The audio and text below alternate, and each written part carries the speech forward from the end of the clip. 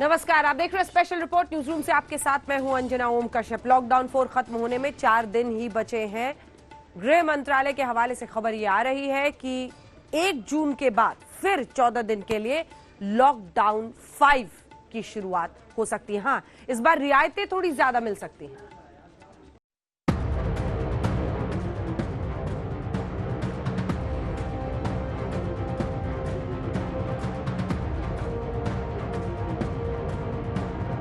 Lockdown पर lockdown,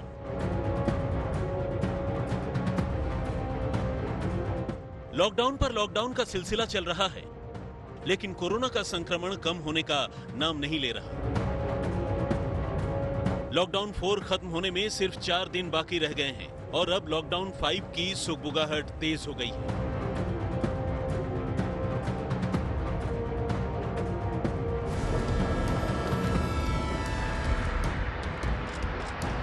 lockdown 4 में बाजार में तमाम नियम और शर्तों के साथ दुकानें खुली, श्रमिक स्पेशल ट्रेनें चली, घरेलू उड़ानें शुरू हुई। तो क्या लॉकडाउन 5 में कुछ और छूट मिलने वाली है? गृह मंत्रालय के सूत्रों से जो जानकारी मिली है उसके मुताबिक 5वें चरण में एक बार फिर 2 हफ्तों के लिए लॉकडाउन बढ़ाया जा सकता है। इस बार छूट का दायरा बढ़ाया जा सकता है। सभी धार्मिक स्थल खोले जा सकते हैं, यानी कि मंदिर, मस्जिद, गुरुद्वारे और चर्च, ये सभी खुल सकते हैं। धार्मिक स्थल पर कोई भी मेला या महोत्सव मनाने की छूट नहीं होगी। ज्यादा संख्या में लोगों के इकट्ठा होने की मनाही रहेगी। धार्मिक स्थानों पर मास्क पहनना और सोशल डिस्टेंसिंग का पालन करना जरूरी होगा। लॉकडाउन 5 में सैलून, स्पा और जिम भी खोलने की इजाजत दी जा सकती है, लेकिन कंटेनमेंट जोन में ये सभी सेवाएं बहाल नहीं हो पाएंगी। इसके अलावा शादी और अंतिम संस्कार में सीमित संख्या में लोग भाग ले सकते हैं। लॉकडाउन के 5वें चरण में भी स्कूल, कॉलेज, यूनिवर्सिटी को खोलने की इजाजत नहीं दी जाएगी। मॉल और मल्टीप्लेक्स पर भी पाबंदी बरकरार रखने के आसार नजर आ रहे हैं। लॉकडाउन 5 का फोकस देश के उन 11 शहरों पर ज्यादा होगा जहां से कोरोना वायरस के 70% से ज्यादा केस सामने आए हैं। ये शहर हैं दिल्ली, मुंबई, बेंगलुरु, पुणे, ठाणे, इंदौर, चेन्नई, अहमदाबाद, जयपुर, सूरत और कोलकाता। इन 11 शहरों में भी सबसे ज्यादा फोकस इन 5 शहरों पर होगा जहां देश में कोरोना के कुल मामलों में से 60% मामले पाए गए हैं। ये शहर हैं अहमदाबाद, दिल्ली, पुणे, कोलकाता और मुंबई। माना जा रहा है कि इन सभी शहरों में लॉकडाउन के दौरान सख्ती बरती जाएगी। प्रधानमंत्री नरेंद्र मोदी ने 24 मार्च को देश में पहले लॉकडाउन का ऐलान किया था। पिछले 12 मई को उन्होंने लॉकडाउन 4 के बारे में जानकारी दी थी। आज रात 12 बजे से संपूर्ण देश में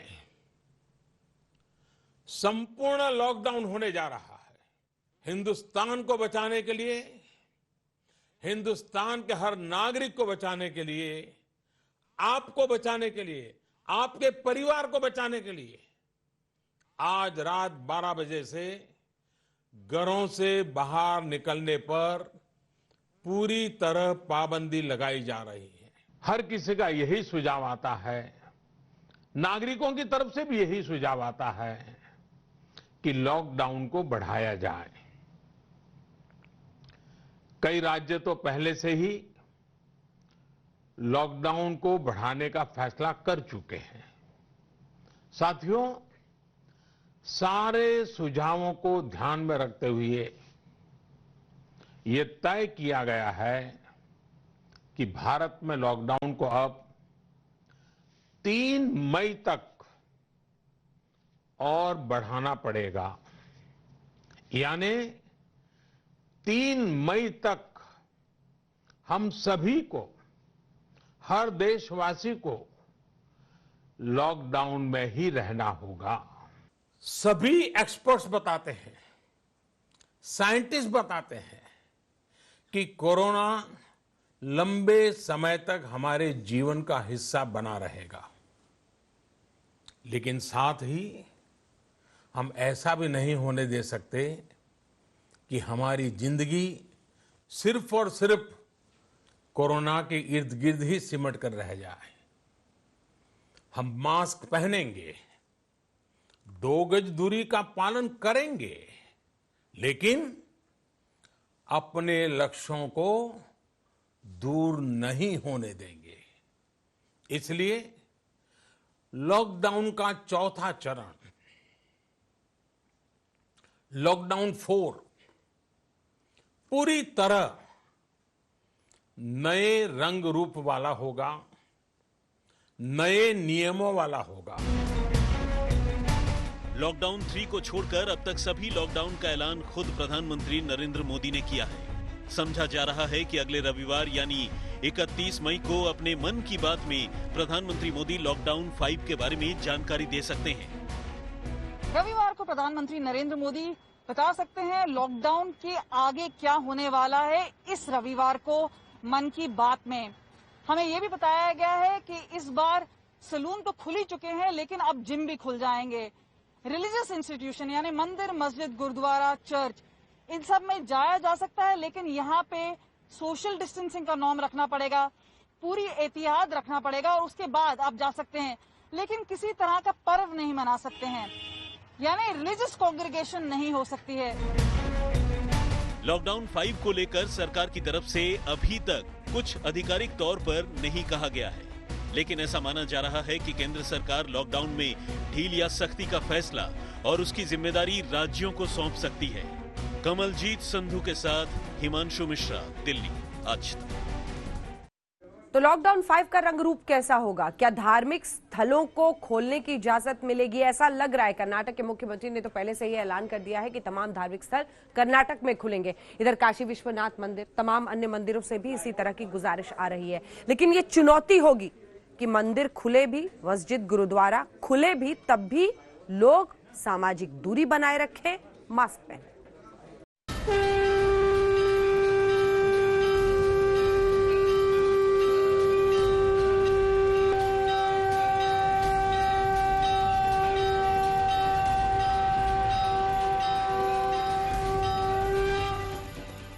दो महीने से ज्यादा वक्त से बंद ईश्वर के घरों का ताला खुलने का वक्त आ गया है। कर्नाटक सरकार ने फैसला किया है कि 1 जून को राज्य के सभी 34,000 धर्मस्थल खुल जाएंगे।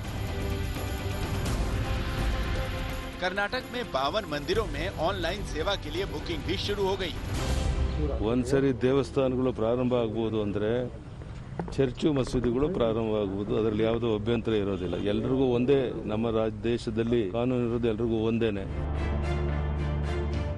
मंदिर खुलने के फैसले के बाद से बेंगलुरु के 400 साल पुराने कडू मल्लेश्वर मंदिर में तैयारियां शुरू हो गई हैं। मंदिर 1 जून से खुलेगा, लेकिन इस बार मंदिर का सिर्फ एक ही द्वार खुलेगा, 3 द्वार बंद रहेंगे।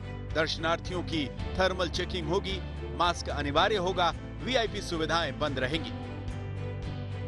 कर्नाटक सरकार के फैसले के बाद अब लॉकडाउन 5 में देश के सभी मंदिरों को खोले जाने के आसार नजर आ रहे हैं। ये है राजधानी दिल्ली का बिरला मंदिर। आम दिनों में यहाँ भक्तों का रेला लगा रहता है, लेकिन अब यहाँ सन्नाटा पसरा है। अब 1 जून से बिरला मंदिर के खुलने के आसार हैं। अभी नहीं खोलना चाहिए। जब हमारी गवर्नमेंट ने पूरे 2 महीने तक इतना प्रयत्न किया है, हर चीज के लिए इतना सुधार करने के लिए कोशिश करी है, तो मैं ये चाहता हूँ कि जब तक कोरोना की कोई मेडिसिन नहीं आ जाती, जब तक सब कुछ ठीक से नहीं हो जाता, जब तक मंदिर या मस्जिद, कोई भी चीज, गुरुद्वारा हो, कोई चीज नहीं खोलनी चाहिए और सोशल डिस्टेंस का पालन करना चाहिए। दिल्ली का कनॉट प्लेस स्थित हनुमान मंदिर भी 25 मार्च से ही बंद है। 1 जून से हनुमान मंदिर भी खुल सकता है। इस वक्त हम लोग कनॉट प्लेस के हनुमान मंदिर के बाहर मौजूद हैं। इस जगह पर हर वक्त खूब भीड़ लगा करती थी। ये पूरा आप देख रहे हैं, ये लाइन बनी हुई है जहां पर लोग लाइन लगाकर दिन भर यहाँ पर दर्शन के लिए आया करते थे। ये तमाम यहाँ पर आप देखिए इस तरफ दुकानें हैं लाइन से, ये सारी दुकानें हैं जहाँ पर प्रसाद बिका करते थे। लेकिन कोरोना की वजह से लॉकडाउन लगा और सब कुछ बंद हो गया। तमाम धार्मिक जगहों पर ताला लग गए। उसके बाद जो भी ये तमाम जो आसपास जो दुकानें थी वो सारी चीजें बंद हो गई हैं। लेकिन अब इतने दिनों के बाद कर्नाटक सरकार ने धार्मिक जगहों को खोलने की अनुमति दे दी है। 1 जून के बाद से वहां पर धार्मिक जो जगहें हैं वो खुलेंगे। हालांकि मंदिर खोले जाने को लेकर लोगों की अलग अलग प्रतिक्रियाएं हैं। कुछ लोगों की राय है कि मंदिर अभी नहीं खुलने चाहिए। कंटिन्यू क्या है कि न्यूज़ में जिस तरह से आ रहा है कि बढ़ते जा रहे हैं ये, तो इस हिसाब से अभी रिस्क है थोड़ा सा, इसको भी रोकना चाहिए इनको। कर्नाटक के मंदिर खुलने के आदेश आ गए तो बाबा विश्वनाथ की नगरी में भी काशी विश्वनाथ मंदिर को खोलने की मांग उठने लगी। मंदिर के महंत ने सरकार से मांग की है कि 1 जून गंगा दशहरा के शुभ अवसर से आम भक्तों के लिए बाबा विश्वनाथ का दरबार खोल दिया जाए। महंत परिवार की तरफ से प्लस भक्तों की तरफ से माननीय मुख्यमंत्री जी से और मंदिर प्रशासन से ये अनुरोध करता हूँ कि आप लोग जो है गंगा दशहरा के दिन, चूँकि दिन गंगा अवतरित हुई थी, उस दिन जो है मंदिर के कपाट खोल दे और उसको जो सोशल डिस्टेंस का पालन करते हुए, क्योंकि हमारे यहाँ जो स्थिति है, चूँकि देवताओं को इस समय जो है देवता का पूजन आठ पाठ करने से ये जो है पूरा जो है जो ये चल रहा है संक्रमण काल, ये दूर हो जाएगा। बेंगलुरु से नागार्जुन, वाराणसी से रोशन जायसवाल, पटना से सुजीत झा के साथ हिमांशु मिश्रा, दिल्ली आज तक। बात तो सियासत की करते हैं जो छिड़ चुकी है बीजेपी और कांग्रेस पार्टी में। राहुल गांधी ने दरअसल बीते दिन चुनौती दी थी सरकार को, कहा था लॉकडाउन फेल हो गया है, प्लान बी कहां है। आज रविशंकर प्रसाद ने मोर्चा संभाला, कहा होमवर्क करके नहीं आते राहुल गांधी। मोदी जी ने कहा था कि 21 दिन में कोरोना की लड़ाई जीती जाएगी। 4 लॉकडाउन हो गए, तकरीबन 60 दिन हो गए। हिंदुस्तान पहला देश है जो बीमारी के बढ़ते वक्त लॉकडाउन बंद कर रहा है। चाहे वो जापान हो, चाहे वो कोरिया हो, चाहे वो जर्मनी हो, फ्रांस हो, सब के सब ने लॉकडाउन जब बंद किया जब बीमारी घटनी शुरू हुई थी। तो यह बात क्लियर है, स्पष्ट है कि हिंदुस्तान का लॉकडाउन फेल हुआ है। जो लक्ष्य नरेंद्र मोदी जी का था वो लक्ष्य पूरा नहीं हुआ। तो 142 करोड़ की आबादी, 15 देशों की कुल दुखद मृत्यु 3,43,562। भारत की आबादी 137 करोड़, कुल डेथ 4,345 और रिकवरी कितनी है 64,239, मोर देन 41%। मृत्यु कहीं भी हो दुर्भाग्यपूर्ण है, लेकिन कोरोना की कोई दवा नहीं, दुआ है और लॉकडाउन है। तो लॉकडाउन करके माननीय प्रधानमंत्री नरेंद्र मोदी जी ने जो हिम्मत दिखाई है, जो देश को नेतृत्व दिया है, जो पूरे देश को एक साथ जोड़कर काम करने की कोशिश की है, उसका यह फायदा है। Mister Rahul Gandhi, the Prime Minister Narendra Modi is playing from the front foot, and because he is playing from the front foot, उसका नतीजा हमारे सामने है, ये उनको समझने की जरूरत है। राहुल गांधी ने बीते दिन एक बयान दिया था जिसमें महाराष्ट्र के सवाल पर उन्होंने कहा था कि महाराष्ट्र सरकार के फैसले हमारी पार्टी नहीं लेती, हम सरकार में शामिल जरूर हैं। इसलिए को लेकर बवाल मचा। आज माना जा रहा है कि आदित्य ठाकरे और उद्धव ठाकरे से इसी पर बातचीत की और ये भरोसा दिया उन दोनों को राहुल गांधी ने कि हाथ आपके साथ है।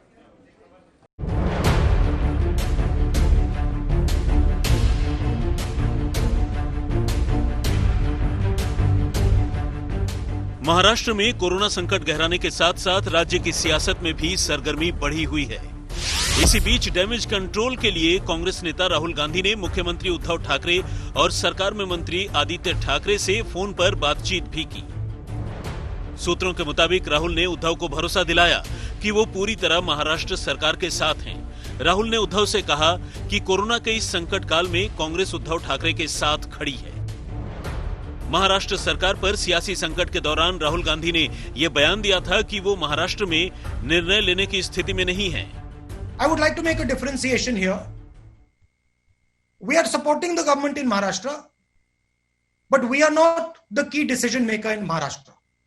We are the key decision maker in Punjab. We are the key decision maker in Chhattisgarh, in Rajasthan, in Pondicherry. So there is a difference between running a government and supporting a government. Rahul के इस बयान के बाद राहुल ही नहीं महाराष्ट्र सरकार की भी किरकिरी शुरू हो गई थी। बीजेपी ने इस बयान को तान दिया। आप तो ऐसे ही सिकुड़ते जा रहे हैं, अब कल तो आपने कह दिया कि महाराष्ट्र में आप कोई की डिसीजन नहीं प्ले करते हैं, तो क्या राहुल गांधी महाराष्ट्र सरकार की विफलता से अपनी जिम्मेदारी लेकर भागना चाहते हैं क्या, कि मुंबई आज वर्ल्ड का हॉटस्पॉट बन रहा है? राहुल गांधी के बयान पर सियासत गरमाई तो सफाई देने के लिए उन्होंने मातोश्री में फोन लगा दिया। पहले आदित्य ठाकरे से उन्होंने बात की और फिर उद्धव को फोन मिला दिया। सौरभ वक्तानिया के साथ साहिल जोशी, मुंबई, आज तक।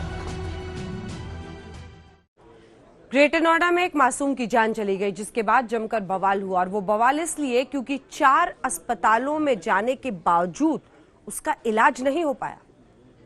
किसने किसने मारा? ऐसे सरकार ने मारा, पुलिस ने मारा, या डॉक्टरों ने मारा, या मैंने मारा? ये तस्वीर देश के किसी दूर दराज इलाके की नहीं है। ये कहानी किसी गांव देहात की नहीं है, जहां अस्पताल तक पहुंच पाना बड़ी चुनौती हो। ये शर्मनाक हकीकत दिल्ली के करीब एनसीआर के ग्रेटर नोएडा की है, जहां आसपास तमाम बड़े अस्पताल मौजूद हैं। इसी शहर की चमकती सड़कों पर एक अस्पताल से दूसरे अस्पताल का चक्कर काटते हुए एक नवजात ने दम तोड़ दिया। और व्यवस्था की मिसाल देखिए, उसके अंतिम सफर के लिए एम्बुलेंस तक नहीं मिली। बाइक पर अपने बच्चे का शव लेकर पिता घर लौट रहे थे, तब चाचा ने ये वीडियो बनाकर सोशल मीडिया पर डाल दिया। अपने बच्चे को लेकर बाइक पे घूम रहा हूँ मैं, कोई मदद करने वाला नहीं इस चारों ओर मेरे को। मैंने पुलिस से, एम्बुलेंस, सबको मदद मांगी, किसी ने नहीं। मैं सरकार से ये वीडियो इतना फैला दो दोस्तों, ताकि यूपी सरकार की पोल खोले। जो डॉक्टर में हॉस्पिटल में गया, उनकी वीडियो है मेरे पास, वो सोते हुए पाए गए, किसी ने मदद नहीं की। सब लोग ये कह रहे हैं बच्चों को हॉस्पिटल नहीं, आगे ले जाओ, आगे ले जाओ। और मेरा बच्चा मर गया।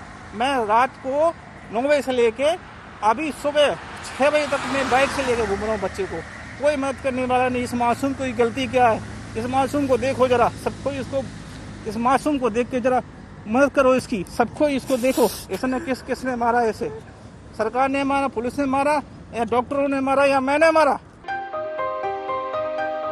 अपनी छोटी सी जिंदगी में 4 अस्पतालों का चक्कर काटने वाला मासूम तो चला गया, लेकिन अब परिवार खुद को कैसे दिलासा दे? बच्चे का जन्म 25 मई की रात को ग्रेटर नोएडा के कृष्णा लाइफ लाइन अस्पताल में हुआ था। 3.5 किलो वजन के बच्चे को डॉक्टरों ने सामान्य बताया, लेकिन कुछ घंटे बाद ही अचानक तबीयत बिगड़ने लगी तो अस्पताल ने दूसरी जगह ले जाने को कहा। अब उसे ग्रेटर नोएडा के ग्रीन सिटी अस्पताल में भर्ती करवाया गया। यहाँ बच्चा वेंटिलेटर पर था। इलाज महंगा बताया तो परिवार वाले बच्चे को दादरी के सामुदायिक केंद्र ले आए, जहाँ बच्चों का कोई डॉक्टर नहीं था। इसके बाद वो बच्चे को लेकर सेक्टर 30 के सुपर स्पेशलिस्ट बाल चिकित्सालय तक आए, लेकिन तब तक बच्चे की सांस रुक चुकी थी। अब रही जांच और रिपोर्ट की बात, तो इस मामले में कृष्णा लाइफलाइन अस्पताल को दोषी ठहराया गया और ग्रीन सिटी अस्पताल को नोटिस दिया गया है। जांच में पाया गया कि वेंटिलेटर के मरीज को एम्बुलेंस की सुविधा नहीं दी गई और न ही किसी स्वास्थ्य कर्मी को साथ भेजा गया। रोगी को रेफरल स्लिप भी नहीं दी गई थी। एम्बुलेंस वाले को बोला भैया आपके पास ऑक्सीजन सिलेंडर है, तो बोलता भैया है ही नहीं, कोई भी चीज एम्बुलेंस में नहीं थी उस टाइम पे। और अचानक ही दिक्कत आने के बाद मैं उसे गोद में उठाकर अपने कम से 4-4.5 घंटा लिए रहा। अंत में परेशान होकर उन्होंने मुझे रोड पे छोड़ कर चले। स्पेशल रिपोर्ट में न्यूज रूम से फिर आपका स्वागत है। आपके साथ मैं हूं अंजना ओम कश्यप, और हर बार की तरह इस बार भी स्पेशल रिपोर्ट के इस हिस्से की शुरुआत कोरोना अपडेट के साथ। 6,300 से ज्यादा मामले एक दिन में नए आए हैं देश में। देश भर में 24 घंटे में कोरोना के 6,387 नए केस हुए हैं। 24 घंटे में कोरोना से 170 लोगों की मौत हो गई है।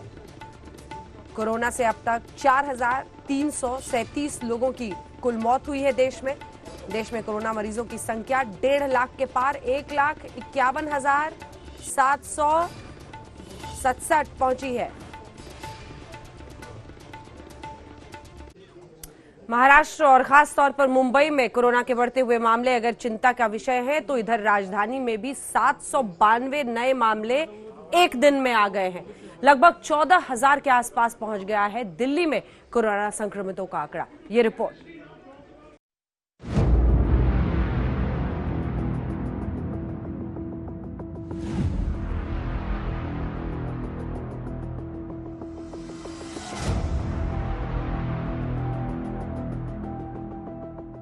दिल्ली में जैसे ही सूरज ने आग उगलना शुरू किया, राजधानी में जैसे कोरोना का विस्फोट हो गया। अभी दिल्ली सूरज की तपिश के सन्नाटे में थी, अचानक कोरोना की दहशत ने दिल्ली वालों का दिल दहला दिया। जी हां, दिल्ली में कोरोना काल में जो अभी तक नहीं हुआ वो आज हो गया। राजधानी में कोरोना के 24 घंटे में इतने केस आए कि अगले पिछले सारे रिकॉर्ड टूट गए।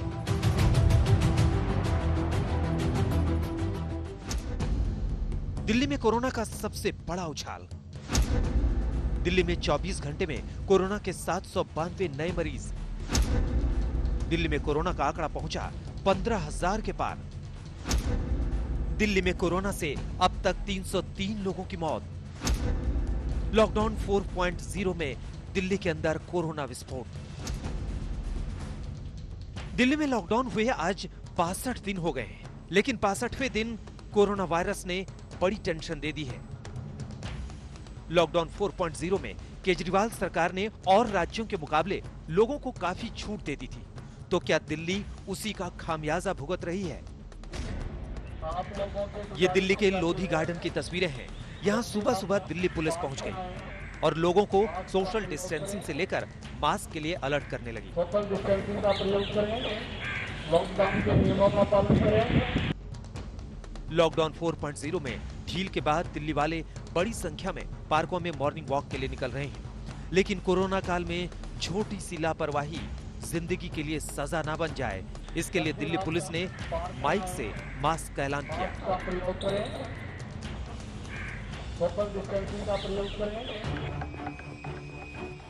जिस बात को लेकर सुबह दिल्ली पुलिस डर रही थी, दोपहर तक डर सामने आ गया। दिल्ली में एक दिन में 792 लोगों की कोरोना रिपोर्ट पॉजिटिव आ गई और इस तरह दिल्ली में कोरोना के केस बढ़कर 15,257 पर पहुंच गए। दिल्ली में 24 घंटे में कोरोना से 15 लोगों की मौत भी हो चुकी है। लॉकडाउन 4 में जहां दिल्ली में काफी रियायतें दी गई, वहीं कोरोना के मामले भी लगातार बढ़ते जा रहे हैं। आज तो दिल्ली में कोरोना के केसेस सबसे ज्यादा मिले हैं, यानी खतरा अभी टला नहीं है, खतरा अभी बाकी है। संभल कर चलने की और भी ज्यादा जरूरत है। दिल्ली में कोरोना के आंकड़ों से भयंकर उछाल मारी तो देश में दिल्ली कोरोना के मामलों में तीसरे नंबर पर पहुंच गई। देश में कोरोना के अब तक 1,51,767 मरीज हो चुके हैं, जिनमें महाराष्ट्र नंबर 1 पर है। महाराष्ट्र में 54,758 केस है, तो दूसरे नंबर पर तमिलनाडु में 17,728 कोरोना मरीज हैं, जबकि दिल्ली में 15,257 केस हो चुके हैं। गुजरात में सुबह 9:30 बजे तक 14,821 मरीज और राजस्थान में 7,536 कोरोना केस हैं। दिल्ली में पिछले 9 दिनों से कोरोना हर रोज नया रिकॉर्ड बना रहा है। 19 मई को दिल्ली में कोरोना के 500 केस आए, 20 मई को 534, 21 मई को 571, 22 मई को 660, 23 मई को 551, 24 मई को 508, 25 मई को 635 और 26 मई को 412 और आज यानी 27 मई को कोरोना रिकॉर्ड तोड़कर अब तक के सर्वाधिक स्तर पर पहुंच गया। दिल्ली में इस तरह लॉकडाउन 4.0 में 5,203 लोग कोरोना से संक्रमित हुए हैं। जब लॉकडाउन में ढील दी गई थी, हमें ये उम्मीद थी कि थोड़े से केसेस में बढ़ोतरी होगी। लॉकडाउन में ढील देने के बाद थोड़ी बढ़ोतरी हुई है, लेकिन चिंता की कोई बात नहीं है। 3,829 बेड सरकारी सिस्टम में हैं, उनमें से 3,164 बेड्स पे ऑक्सीजन है। 3,829 में से केवल 1,478 बेड अभी ऑक्यूपाइड हैं। सरकार के पास 250 वेंटिलेटर हैं, उनमें से केवल 11 वेंटिलेटर अभी यूज हो रहे हैं। लगभग 240 वेंटिलेटर खाली हैं, तो अभी घबराने की कोई बात नहीं है। लेकिन केजरीवाल बार बार कह रहे हैं दिल्ली में आंकड़े भले ही बढ़ रहे हैं, लेकिन घबराने की जरूरत नहीं है। दिल्ली में सिर्फ और सिर्फ इस आंकड़े से राहत महसूस की जा सकती है कि यहाँ कोरोना से ठीक होने वाले मरीजों की संख्या लगातार बढ़ रही है और अगर यही ट्रेंड जारी रहा तो दिल्ली का रिकवरी रेट 50% के पार जा सकता है। आपको 27 मई यानी आज का दिल्ली का हेल्थ बुलेटिन दिखाते हैं। दिल्ली में कोरोना के कुल केस 15,257 है, एक्टिव केस 7,690, जिनमें 467 मरीजों की बढ़ोतरी हुई है, जबकि ठीक हुए मरीजों की संख्या 7,264 है, जिनमें 310 का इजाफा हुआ है, यानी पिछले 24 घंटे में 310 मरीज ठीक भी हुए हैं। दिल्ली में कोविड-19 से मरने वालों की संख्या 303 हो चुकी है। इसमें 15 की मौत पिछले 24 घंटे में हुई है, जबकि दिल्ली में प्रति 10 लाख लोगों पर 9,129 टेस्ट हो रहे हैं। दिल्ली में कोविड अस्पतालों में मरीजों की संख्या 2,118 है। कोविड केयर सेंटर में 482, कोविड हेल्थ सेंटर में 124 और होम आइसोलेशन में 3,878 लोग हैं। कांग्रेस के पूर्व अध्यक्ष राहुल गांधी कोरोना काल में काफी एक्टिव हैं। ऐसे में राहुल गांधी ने इस महामारी की वैक्सीन पर स्वास्थ्य विशेषज्ञ प्रोफेसर आशीष झा से बात की। उन्होंने जो कहा वो आप भी सुनिए। ये भैया बताइए वैक्सीन कब आएगी? 2-3 वैक्सीन है जिसमें प्रॉमिस है। एक तो अमेरिकन वैक्सीन है, एक तो चाइनीज वैक्सीन है, ऑक्सफोर्ड का एक तो वैक्सीन है। तीनों प्रॉमिसिंग लग रहा है। I don't know which one will work. हो सकता है कि ऑल ऑफ देम, हो सकता है एक निकल जाए, आई डोंट नो। लेकिन आई एम वेरी कॉन्फिडेंट कि वैक्सीन कहीं ना कहीं से नेक्स्ट ईयर तक आ जाएगा और वर्क करेगा। And then India has to have a plan, क्योंकि इंडिया के लिए कितना 50 करोड़ वैक्सीन, 60 करोड़ वैक्सीन जरूरत पड़ेगी। हम आपको बता दें कि भारत में कोरोना ने मई में बड़ा कहर बरपाया है। पिछले 26 दिनों में कोरोना के 1,16,000 केस सामने आए हैं। दिल्ली में अशोक सिंघल के साथ आज तक ब्यूरो। और अब हम आपको दिखाएंगे महाराष्ट्र और मुंबई का हाल। आपको दिखाते हैं किस तरह से एक दिन में सबसे ज्यादा मौतों के साथ सबसे बड़ी चिंता अब महाराष्ट्र बन चुकी है। एक दिन में 92 लोगों की मौत हुई है कोरोना से।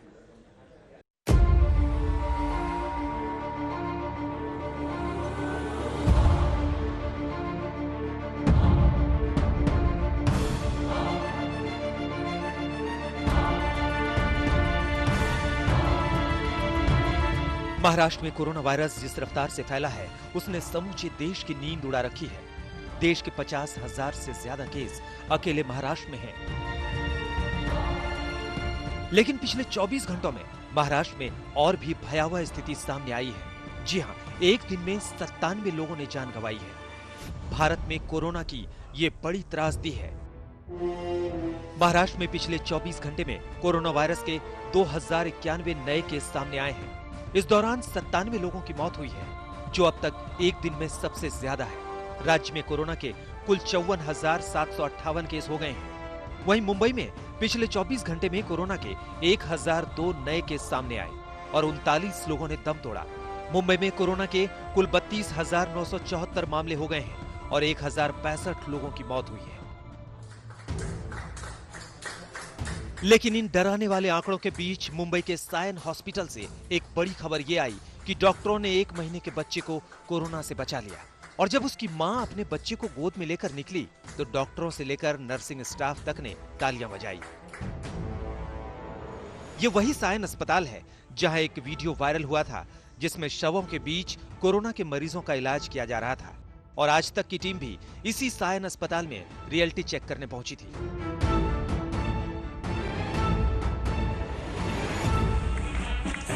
इसी तरह महाराष्ट्र के बीड में 2 लोग कोरोना से जंग जीतकर अस्पताल से बाहर निकले तो उनका भी तालियों से स्वागत किया।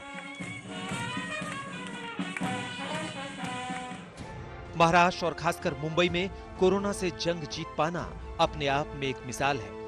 ऐसे में मुंबई के बारे में तो यहां तक कहा जा रहा है कि देश की आर्थिक राजधानी कोरोना के मामलों में न्यूयॉर्क के रास्ते पर है। देश में कोरोना के जितने केस हैं उसका 1/3 महाराष्ट्र में है और महाराष्ट्र में सबसे ज्यादा मुंबई में। अमेरिका में कोरोना के जितने मामले आए हैं उनमें 13% से ज्यादा अकेले न्यूयॉर्क में है। अब आपको दुनिया के उन 5 शहरों के आंकड़े दिखाते हैं जो कोरोना के केस में टॉप पर हैं। 26 मई को न्यूयॉर्क में 3,72,494 केस हो चुके थे, तो रूस के मॉस्को में 1,66,473 कोरोना के मरीज हो गए। साओ पाउलो में कोरोना के मरीजों का आंकड़ा 82,161 पहुंच गया, तो 26 मई तक मैड्रिड में 67,871 कोरोना के मरीज हो गए, जबकि 26 मई को कोरोना से संक्रमितों का आंकड़ा 31,972 पहुंच गया। मुंबई का धारावी भी महाराष्ट्र के लिए बड़ा सिरदर्द बना हुआ है।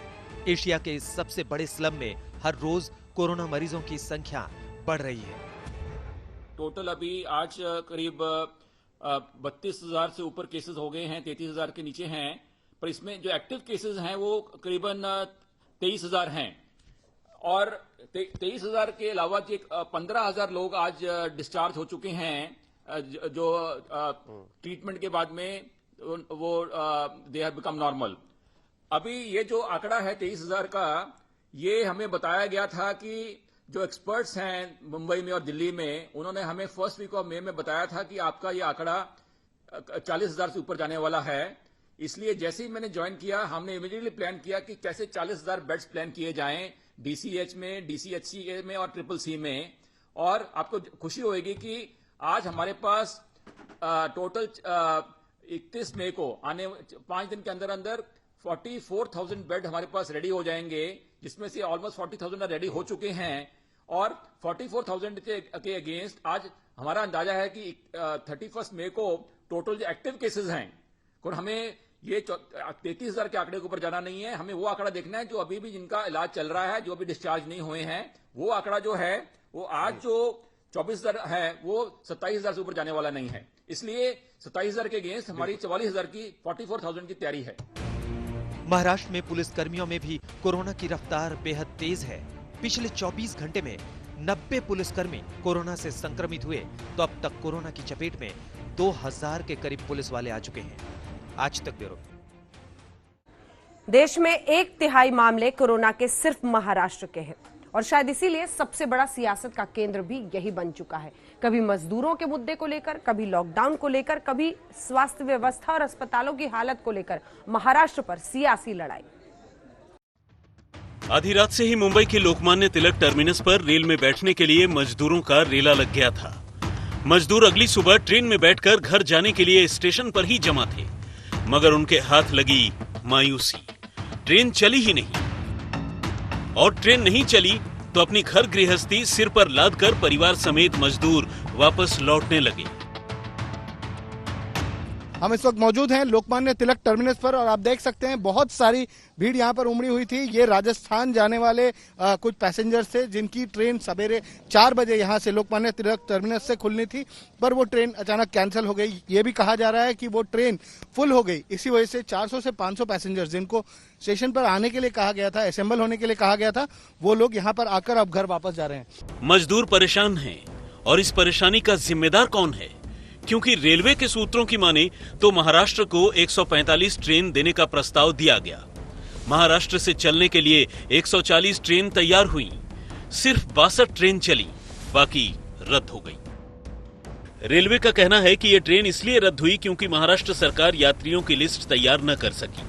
रेल मंत्री ने सिलसिलेवार ट्वीट करके महाराष्ट्र सरकार पर निशाना साधा। महाराष्ट्र में 145 ट्रेन खड़ी हैं और उनके लिए यात्री नहीं हैं। महाराष्ट्र की राज्य सरकार पैसेंजर नहीं ला पा रही है, उनकी व्यवस्था पूरी तरह चरमरा गई है। दुर्भाग्यपूर्ण स्थिति है कि गाड़ियां खाली खड़ी हैं, नहीं तो लाखों और लोगों को उनके घर पहुंचा सकते थे।